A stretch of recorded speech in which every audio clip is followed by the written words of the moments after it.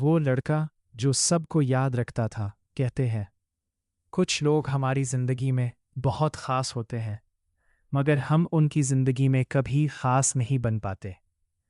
یہ کہانی ایک ایسے لڑکے کی ہے جو اپنے ہر دوست کا سالگرہ یاد رکھتا تھا۔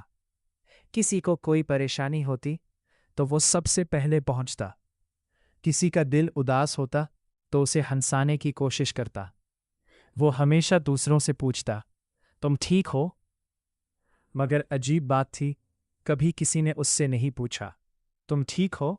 ایک دن وہ بہت پریشان تھا، سارا دن خاموش رہا مگر کسی نے محسوس نہیں کیا۔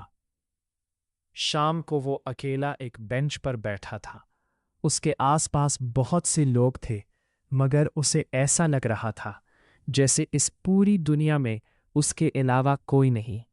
اس نے فون نکالا، کانٹیکٹس میں بہت سے نام تھے، اس نے ایک نام پر انگلی رکھی، پھر دوسرے پر، پھر تیسرے پر، مگر کسی کو کال کرنے کی ہمت نہ ہوئی۔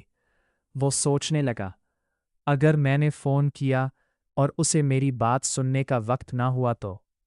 پھر اس نے فون واپس جیب میں رکھ لیا اور خود سے کہا رہنے دو، سب مصروف ہوں گے۔ اس رات وہ اپنے کمرے میں اکیلا بیٹھا رہا۔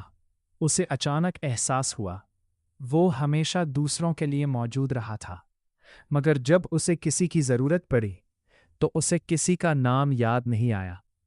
اس کی آنکھوں میں آنسو آ گئے مگر اس نے انہیں صاف کر دیا کیونکہ وہ رو کر بھی کسی کو بتانا نہیں چاہتا تھا کہ وہ اداس ہے۔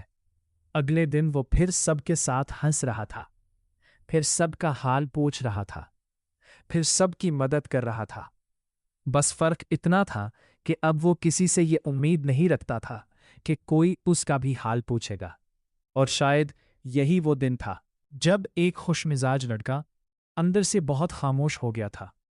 یاد رکھنا، اگر تمہاری زندگی میں بھی کوئی ایسا شخص ہے جو ہمیشہ دوسروں کا خیال رکھتا ہے تو کبھی کبھی اس سے صرف اتنا پوچھ لیا کرو تم خود کیسے ہو؟